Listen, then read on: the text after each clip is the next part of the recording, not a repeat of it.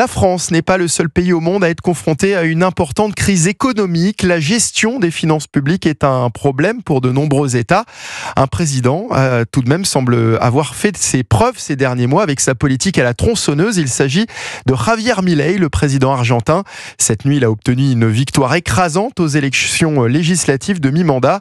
Son parti Libertad Avanza a recueilli 40% des suffrages et triple ainsi son nombre de parlementaires. Un soulagement pour le président argentin qui était pourtant loin d'être le favori de ces élections dans les sondages, Antoine Bienvaux. Oui, à tel point que la crainte d'un revers électoral de Javier Milei avait placé l'économie argentine et sa monnaie sous pression ces derniers mois.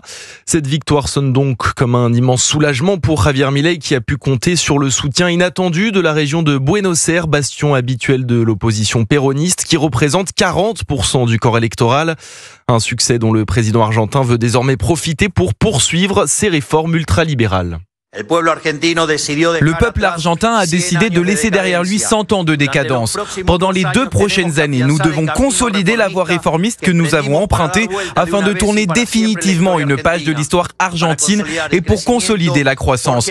Parce qu'une chose est sûre aujourd'hui, c'est que 2 Argentins sur 3 ne veulent pas revenir au passé.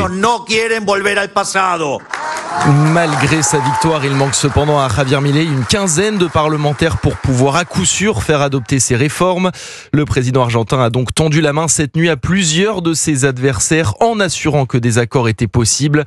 Son quota de parlementaires lui permet en revanche d'éloigner la menace de la destitution brandie par l'opposition depuis plusieurs mois. Antoine Bienvaux pour Europe 1.